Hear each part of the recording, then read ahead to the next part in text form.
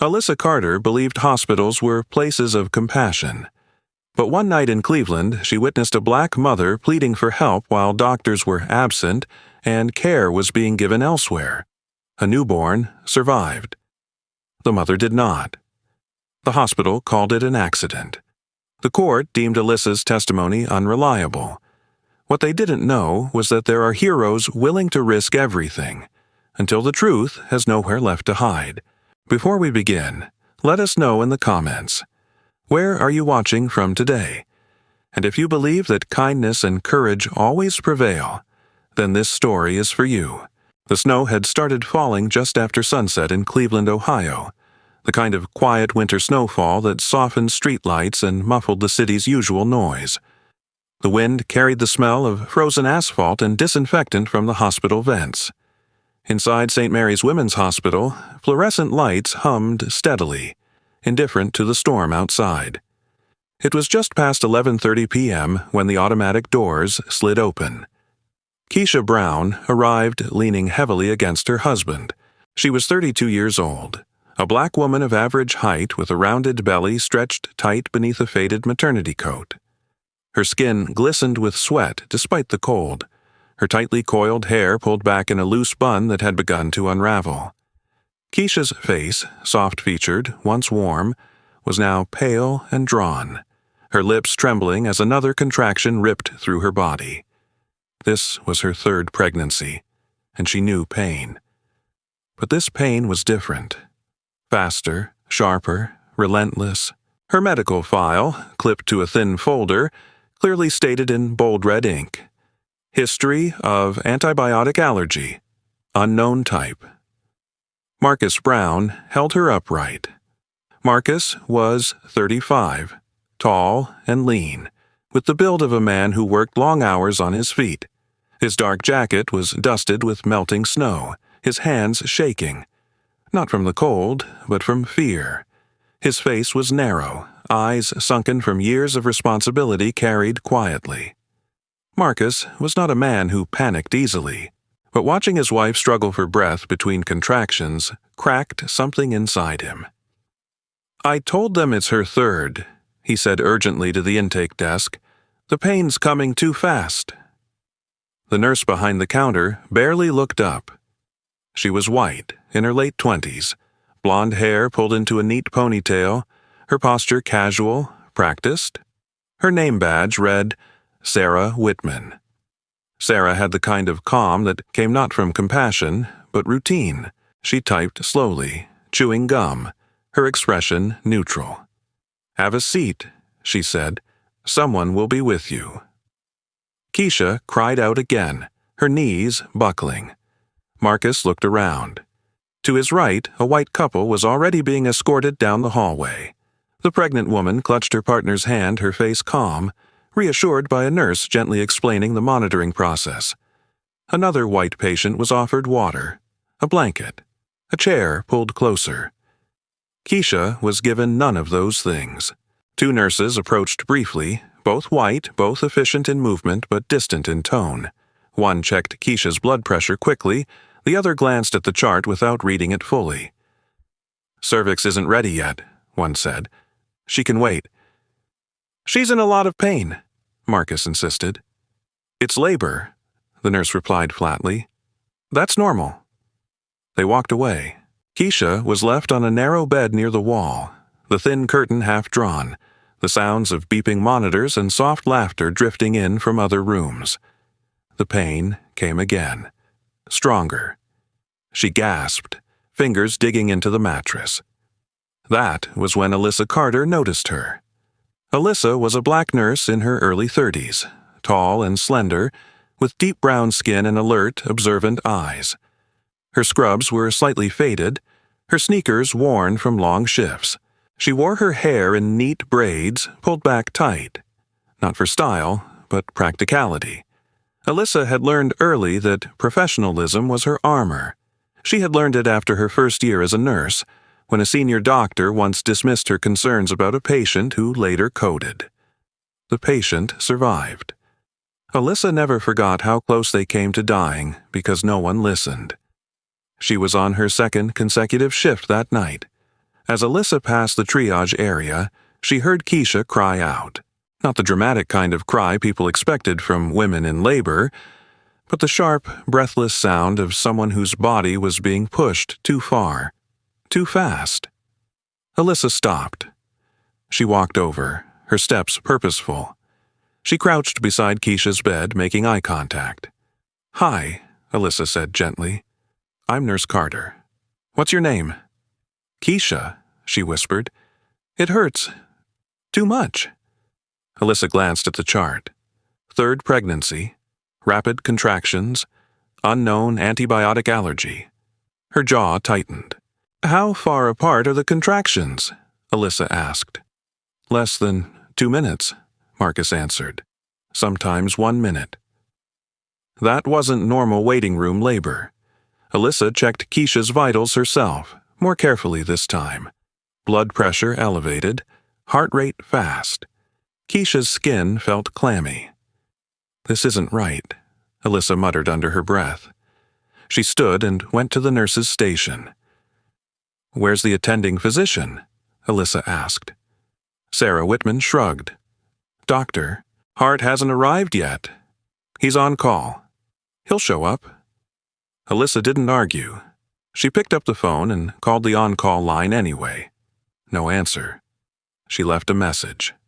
Then another. Minutes passed. Keisha groaned, her body curling inward. Alyssa returned, holding her hand, counting breaths with her. "You're not alone," Alyssa said quietly. "I'm here." Marcus watched Alyssa with gratitude and disbelief. She was the first person who spoke to them like human beings. Around them, the contrast grew sharper. White patients were being moved to monitoring rooms. Curtains drawn fully. Doctors appeared, hands clasped, voices calm. Machines beeped steadily. Keisha remained where she was. Alyssa documented everything carefully.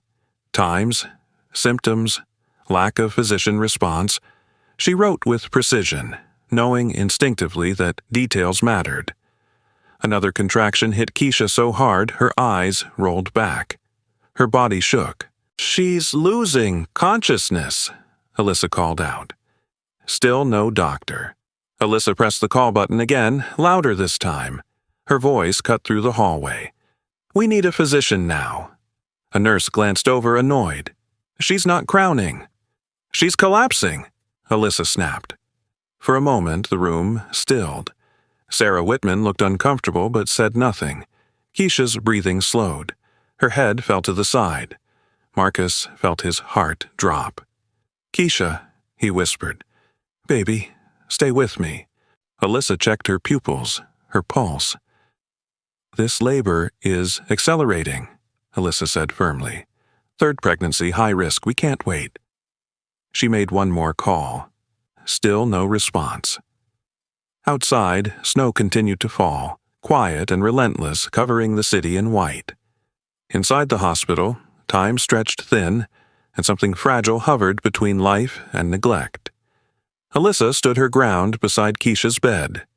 She did not know yet that this night would follow her for the rest of her life, only that something was terribly wrong and that silence was already costing too much. Keisha's strength began to fail sometime after midnight. The contractions no longer came in waves. They crashed into her without warning, one after another, stealing her breath, blurring the edges of the room. Sweat soaked through her gown. Her fingers curled into the thin mattress as if holding on could keep her from slipping away. Her voice, once strained, became hoarse and broken. "Please," she whispered, "I need a doctor." The words barely traveled beyond the curtain. To the nurses passing by, the sound registered as noise. Another laboring woman. Another exaggerated cry. Sarah Whitman glanced over briefly from the nurse's station. She noted the distress with a flicker of irritation rather than concern. Sarah was the kind of woman who believed in order, rules, and hierarchy. In her early 30s, tall and slender with carefully maintained blonde hair and crisp posture, she took pride in efficiency. Compassion, to her, was optional. something you offered when time allowed. Years earlier, during her first year on the job, she had been reprimanded for over-involvement with a patient who later filed a complaint. Since then, Sarah had learned to stay distant. Detachment kept her safe. "She's just vocal," Sarah muttered to another nurse. "Third pregnancy, they always think something's wrong." But Alyssa Carter didn't look away. She stayed at Keisha's bedside, one hand wrapped firmly around Keisha's trembling fingers, the other adjusting a portable blood pressure cuff she had brought herself. The device beeped unevenly. Alyssa frowned, her eyes narrowing as numbers appeared lower than they should have been. "Your pressure's dropping," Alyssa said calmly, though her chest tightened. "Stay with me. Breathe with me." She counted softly. In, out, again. Marcus stood helplessly at the foot of the bed, his hands clenched together so tightly his knuckles whitened. He felt useless, watching the woman he loved disappear into pain while people walked past as if she were invisible. "Why won't anyone help?" he asked Alyssa, his voice cracking. Alyssa didn't answer right away. She checked the fetal heart rate using a handheld monitor, equipment usually reserved for backup situations. The rhythm was fast, then uneven. "This shouldn't be happening out here," she said quietly. "She needs a doctor. Now." She pressed the call button again. Harder, louder. Minutes passed. No response. Keisha's breathing became shallow. Her head rolled to the side, eyes fluttering. Alyssa felt a surge of fear she had learned to bury beneath training and discipline. "Keisha," she said firmly, tapping her cheek. "Look at me." No response. Alyssa checked her pulse. It was weak. "Code OB," Alyssa called out, raising her voice. "We need immediate physician assistance." The hallway stilled for a moment. Nurses paused, exchanged looks. Sarah Whitman's lips pressed into a thin line. "Don't overreact," Sarah said, walking closer. "You're alarming the patient." "She's losing consciousness," Alyssa shot back, "and her blood pressure is unstable." That was when the elevator doors opened. Dr. William Hart stepped out. He was 45, broad-shouldered with a thick neck and a face that suggested authority more than empathy. His hair, once dark, had begun to gray at the temples, combed back hastily. His white coat hung slightly crooked over his suit, and when he spoke, his breath carried the unmistakable scent of alcohol masked poorly by mint. "What's all the noise?" he demanded. Relief and dread collided in Alyssa's chest. Dr. Hart glanced at Keisha briefly, too briefly, then at the chart. His eyes skimmed, not reading, already forming conclusions. "She's exaggerating the pain," he said dismissively. "But fine. Prep for emergency C-section." Marcus stepped forward. "Is my wife going to be okay?" Dr. Hart turned to him, impatience flashing across his face. "There are risks," he said curtly. "Standard procedure. Before we proceed, you need to sign this." He handed Marcus a clipboard. Marcus stared at the paper, words blurring together. One sentence stood out like a knife. "Risk of allergic reaction. In severe cases, death." "What does this mean?" Marcus asked. "She has allergies. It's in her file." Dr. Hart sighed. "If it's mild, no problem. If it's severe?" He shrugged. "There's always a chance." Marcus looked at Keisha, unconscious now, her chest rising unevenly. He looked at Alyssa, whose face had gone pale with restrained alarm. "If I don't sign?" Marcus asked. "Then we don't operate," Dr. Hart said flatly. "And she'll get worse." The choice wasn't a choice. Marcus's hands shook as he signed. His signature came out crooked, unfamiliar. Alyssa stood behind him, her stomach sinking. She watched Dr. Hart move away, already issuing orders without looking back, and every instinct in her screamed that something was wrong, not just medically, but morally. She followed the gurney as Keisha was rushed toward the operating room, her grip tightening around the bedrail until her knuckles hurt. Alyssa knew the signs of rushed decisions. of arrogance masquerading as confidence. She had seen it before. Too many times. And every time it was someone like Keisha who paid the price. As the operating room doors closed, Alyssa remained outside, heart pounding, knowing that the worst kind of pain wasn't being ignored anymore. It was being dismissed. The operating room lights burned bright and unforgiving, washing the space in sterile white. The procedure moved fast. Too fast. Orders were barked. Instruments clinked.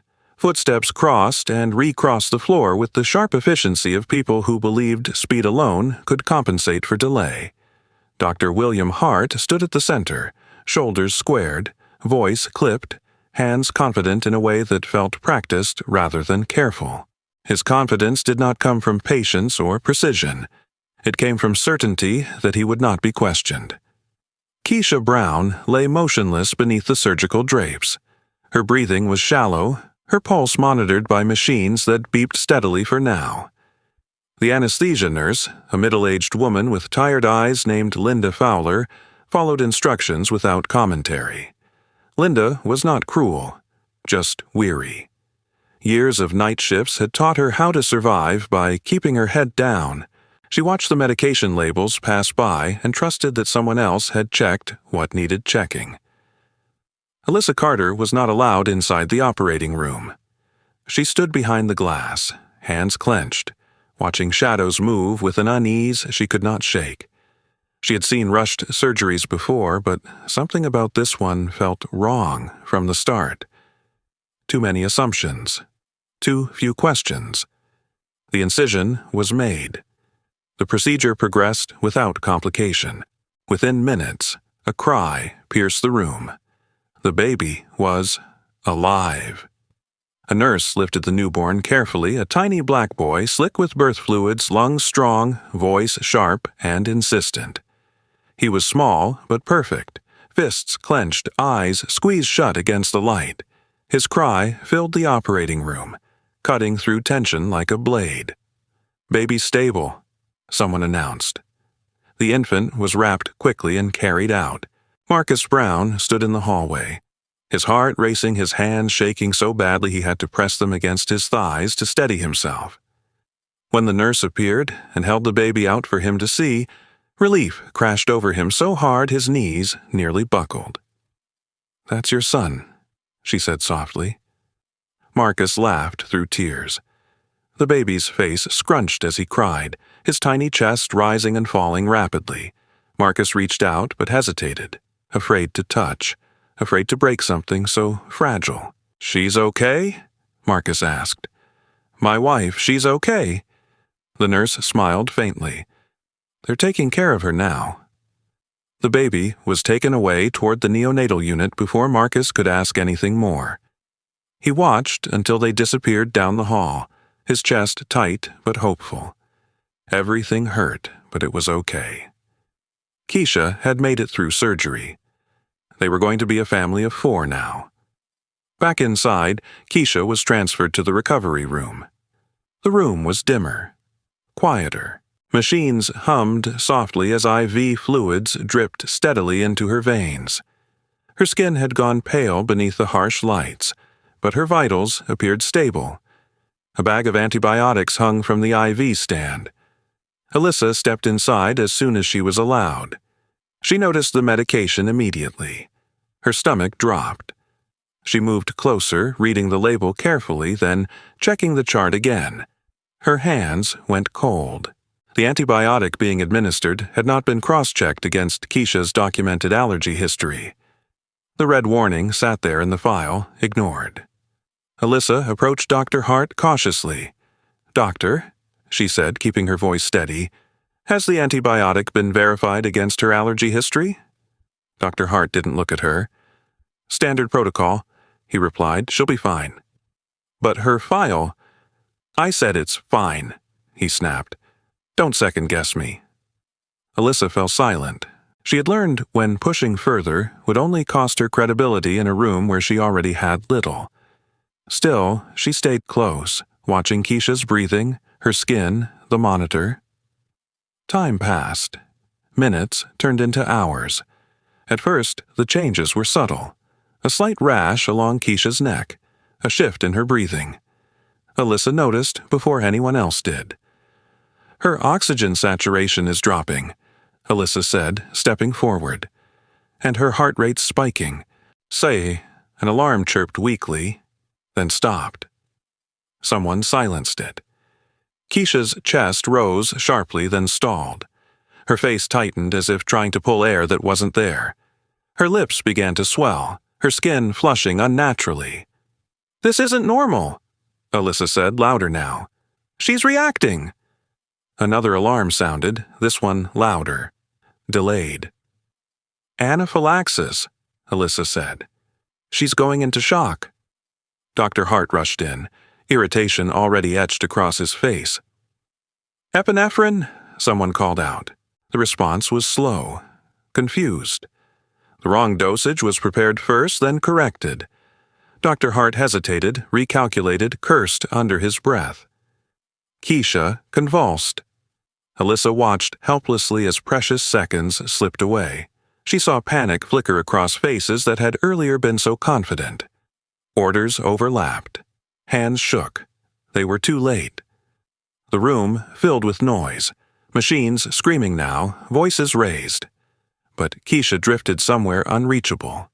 Her body no longer responded. Her heart slowed, then faltered. "Time of death," someone said quietly. The words landed like a gunshot. Silence followed. Heavy. Absolute. Alyssa stood frozen, staring at Keisha's still face. Only hours earlier, Keisha had been conscious, begging for help, trusting that someone would listen. Now she lay motionless, her chest no longer rising. Dr. Hart removed his gloves and turned away. "Documented as a complication," he said flatly. "Rare reaction." Outside, the world continued. Marcus returned to the hospital entrance carrying a small bouquet of white flowers he had bought from a late-night convenience store across the street. The petals were slightly bruised from the cold. He had chosen white because Keisha liked simple things. He smiled as he walked, rehearsing what he would say. "You did amazing. Our baby's beautiful. We're okay." He never got to say any of it. A nurse approached him slowly this time. Her expression was different. Careful. Heavy. "Mr. Brown," she said. Marcus felt his heart sink before the words came. "I'm so sorry." The flowers slipped from his hand, landing softly on the hospital floor. He didn't cry at first. He didn't scream. He simply stood there, staring, unable to understand how the world could split so completely in half in a single sentence. Keisha was gone. Their son lay in another room, breathing, alive, while his mother lay still, having never held him, never felt his warmth. Alyssa watched Marcus from down the hall as his knees finally gave out. She felt something break inside her that could never be repaired. The baby lived. The mother did not. And the hospital lights remained just as bright as they had been before. Morning arrived without warmth. The snow outside St. Mary's Women's Hospital had turned gray and heavy, pressed flat by tires and footsteps, as if the city itself were trying to erase what had happened overnight. Inside the administrative wing, the lights were softer than the surgical floor, the walls decorated with framed mission statements and smiling stock photos that spoke of care, excellence, and trust. The hospital's official statement was released before noon. Keisha Brown, age 32, was declared deceased due to a rare and unforeseeable complication following emergency surgery. The words were clean, clinical, final. There was no mention of delays, no mention of missed allergy checks, no mention of a doctor arriving late with alcohol on his breath. The statement ended with a sentence expressing sympathy to the family and reaffirming the hospital's commitment to patient safety. Dr. William Hart signed off on it. He appeared later that day in a meeting room on the third floor, seated comfortably at the head of a polished table. In daylight, he looked more composed than he had the night before. His hair was neatly combed, his tie perfectly centered, his expression grave in a practiced way. He spoke softly, choosing words that sounded responsible without admitting fault. "Complications happen," he said. "Medicine is not an exact science."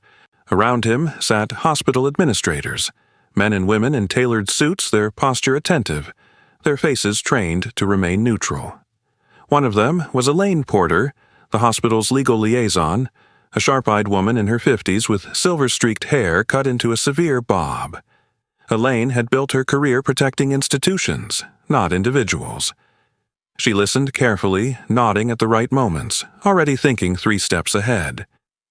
"We'll need the records reviewed," Elaine said, quietly, and they were. By the end of the day, Keisha's medical file no longer told the same story Alyssa remembered. Timestamps shifted. Notes disappeared. Language softened. Delayed response became rapid intervention. Unknown allergy became no confirmed allergy. The truth wasn't erased. It was diluted until it could no longer hurt anyone important. Except Alyssa. She was summoned to Human Resources the following afternoon. The office smelled faintly of coffee and lavender air freshener. Alyssa sat straight-backed in a chair that felt too small, her hands folded tightly in her lap. Across from her sat Margaret Lewis, the HR director, a middle-aged white woman with kind eyes that did not quite reach her mouth. Margaret spoke gently, as if tone alone could make the conversation harmless. "We understand this has been a difficult experience," Margaret said, "but we need to be clear about professional boundaries." Alyssa nodded, silent. "Discussing internal matters outside proper channels can be harmful," Margaret continued, "especially when emotions are involved." Elaine Porter leaned against the wall, arms crossed. "Your testimony," Elaine added, "isn't going to carry much weight. You're a nurse. You weren't the attending physician." The words landed exactly where they were meant to. Alyssa felt heat rise in her chest, but she kept her voice steady. "I was there. I saw what happened." Margaret sighed. Perception isn't evidence. They asked her to sign a document acknowledging confidentiality policies. It wasn't a threat, at least not openly. It was presented as guidance, a reminder of her place. When Alyssa left the office, her legs felt unsteady. She walked past the maternity ward, past rooms where new mothers cradled babies, past laughter and relief and beginnings. She wondered how many stories like Keisha's had been smoothed over by careful wording and quiet meetings. She knew at least one thing. She was not wrong. Years earlier, after witnessing a similar case quietly dismissed, Alyssa had begun carrying a pen with a tiny embedded camera. It was black, unremarkable, the kind of pen no one ever noticed. She told herself it was just for notes, for protection, for peace of mind. She never imagined she would need it like this. That pen held everything: the missed calls, the tone in Dr. Hart's voice, the moment he dismissed the allergy concern, the confusion during Keisha's reaction, the delay. When Marcus filed a lawsuit weeks later, his grief sharpened into purpose, Alyssa stepped forward as a witness. The courtroom was colder than she expected. The judge, a heavy-set elderly man with thinning gray hair and a permanent scowl, listened with visible impatience as Alyssa spoke. His robe hung loosely over broad shoulders, his hands folded in front of him as if bracing against inconvenience. "Your testimony is noted," he said, tapping his pen, "but without corroborating evidence it remains speculative." Again and again, objections were sustained. Again and again, Alyssa was reminded, politely, firmly, that her word alone was not enough. Then it happened. On the morning she was scheduled to present her recorded evidence, Alyssa reached into her bag and felt nothing. Her breath caught. She searched again. Pockets, folders, the lining of her purse. Panic rose sharply, blinding. The pen was gone. The courtroom spun. She excused herself, barely hearing the judge's annoyed sigh as she stepped into the hallway. Her hands shook as she retraced her steps mentally. Home. Car. Hospital. Then she remembered the night after Keisha's death. She had gone straight to a small, dimly lit diner on the edge of town, too exhausted to cook, too hollow to go home. She remembered sitting alone in a booth, staring at untouched food, her hands numb. She remembered setting the pen down absent-mindedly on the table. Her knees weakened. If it was gone, everything was gone. That night, Alyssa returned to the diner.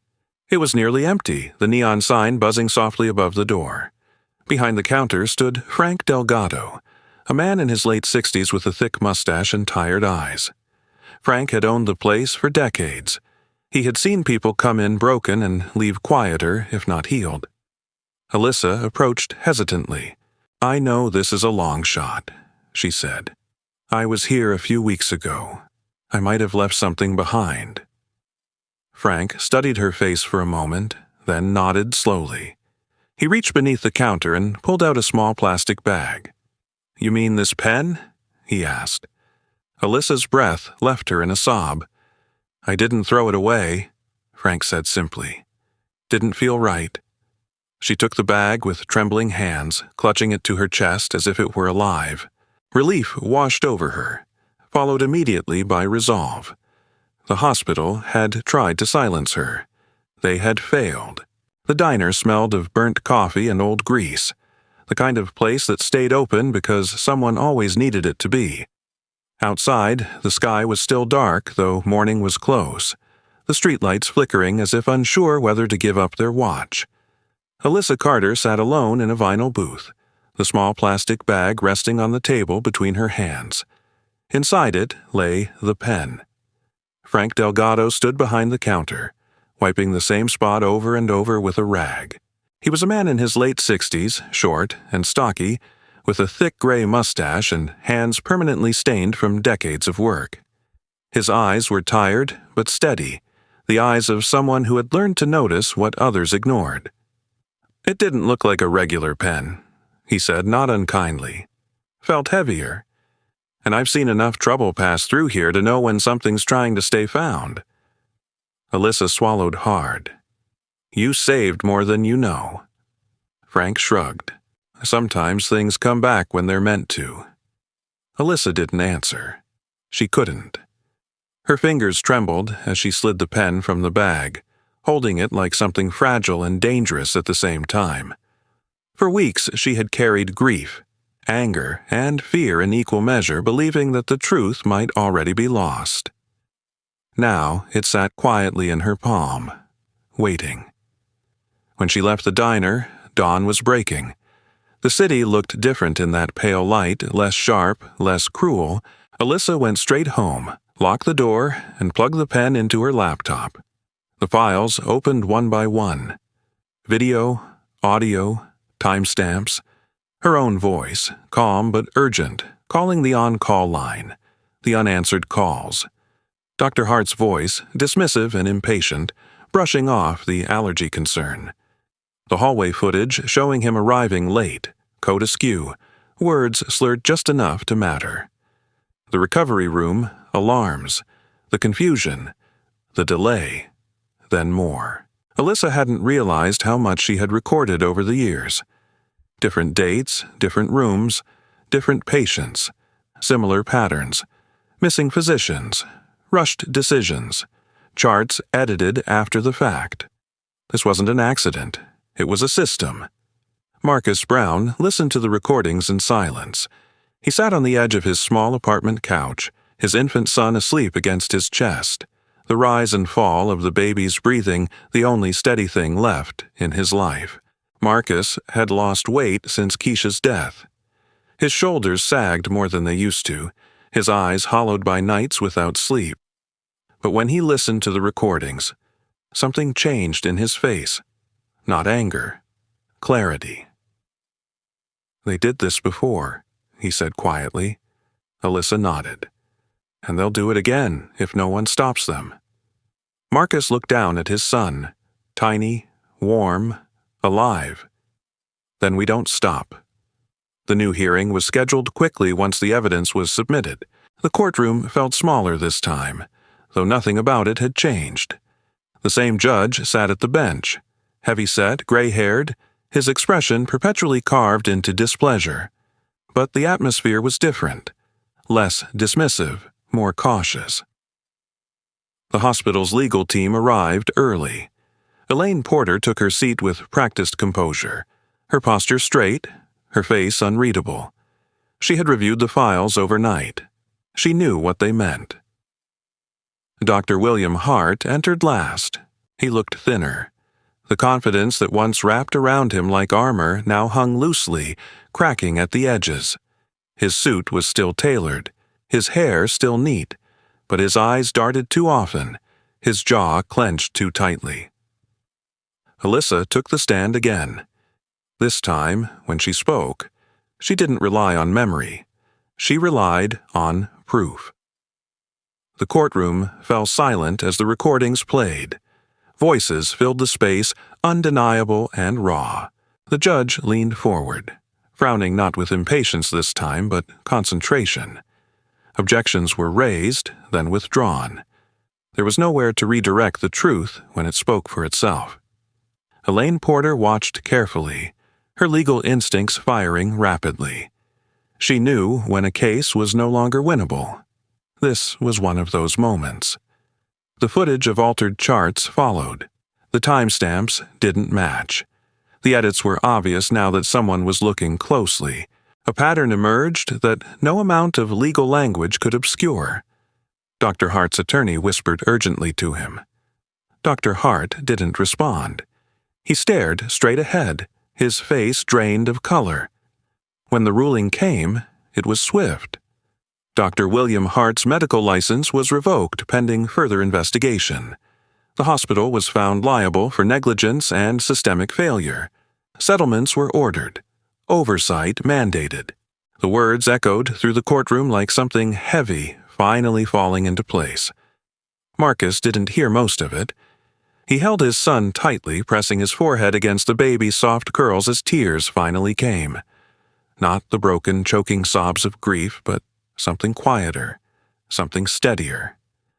Justice didn't bring Keisha back, but it meant she hadn't died unnoticed. Alyssa watched from across the room, her chest tight with emotion she couldn't quite name. Relief, yes.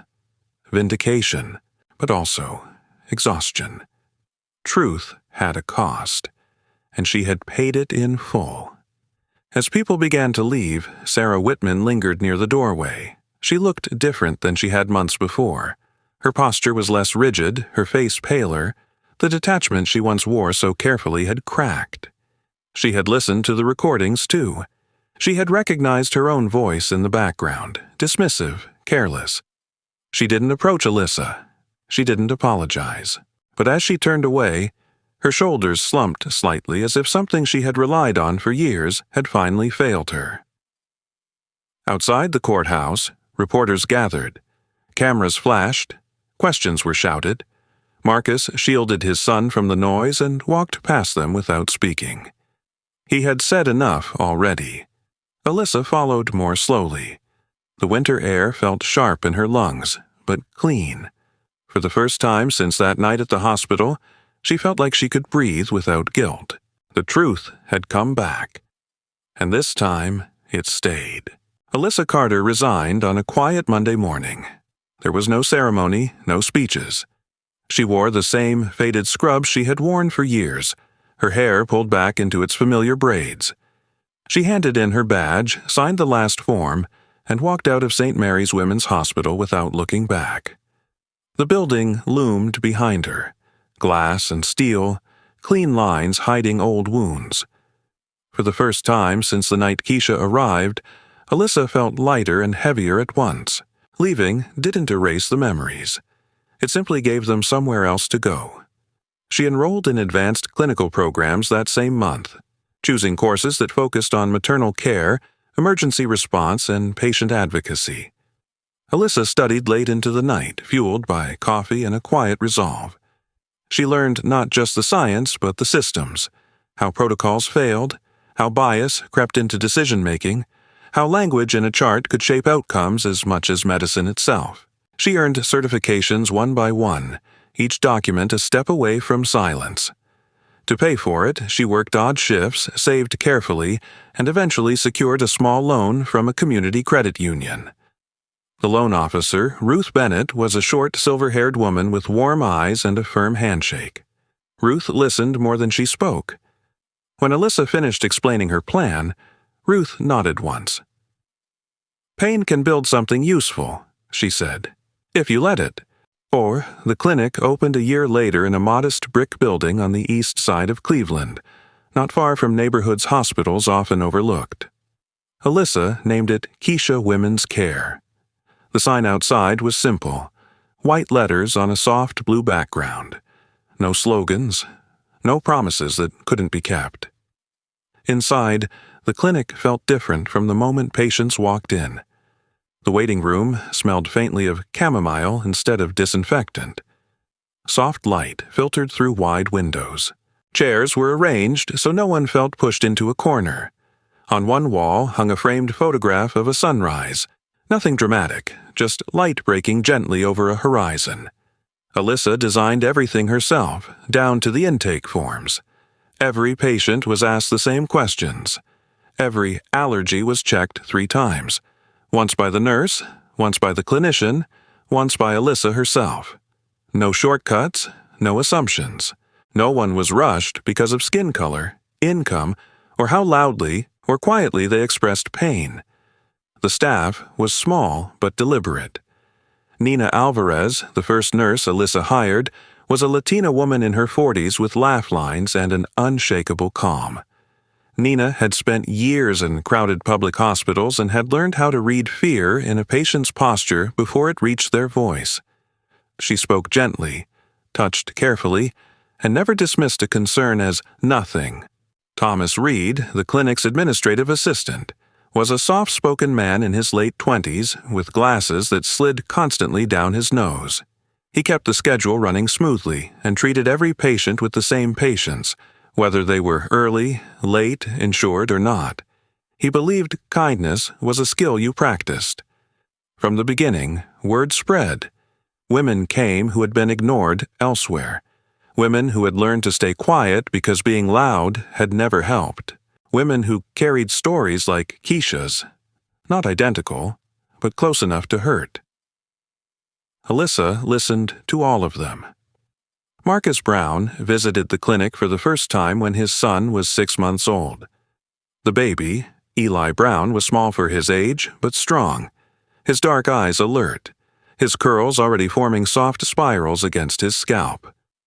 Marcus carried him carefully, as if the weight of fatherhood was still something he was learning to trust.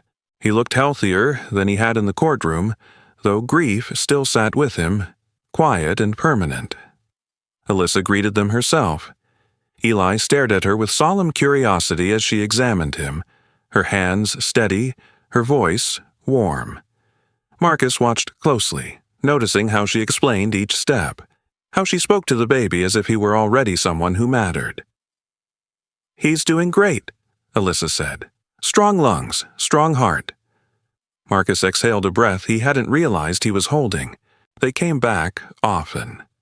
As Eli grew, Marcus told him about his mother in simple ways, how she loved white flowers, how she laughed easily, how she was brave. He didn't speak of hospitals or courtrooms yet. There would be time for that later. For now, it was enough that Eli grew up in a place where care wasn't conditional.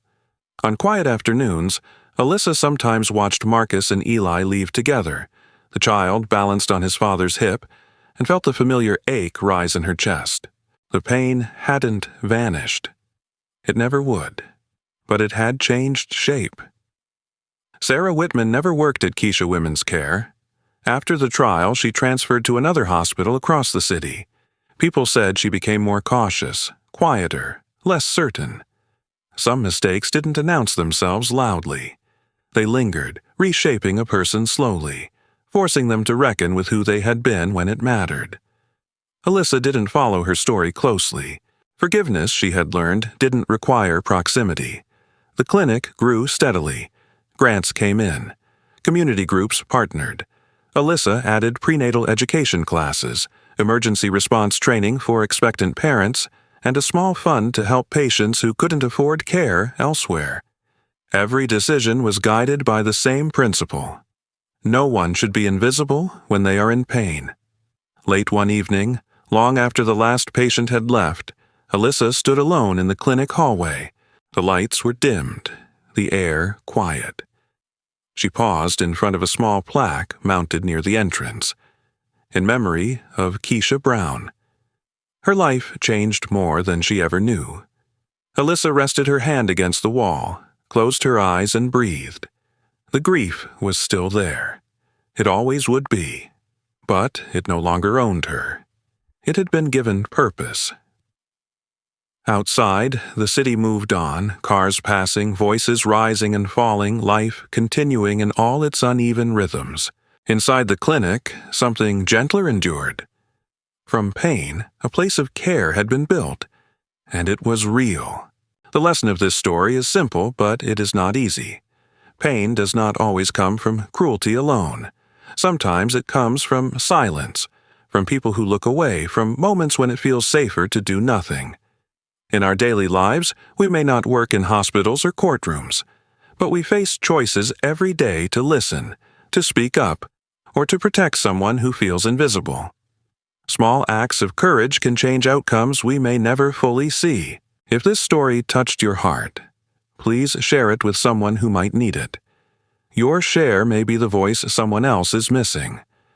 Leave a comment below and tell us what this story made you feel, or where you are watching from today. If you believe that truth still matters and compassion still has power, consider subscribing to the channel so these stories can reach more people. And before you go, let us take a quiet moment together.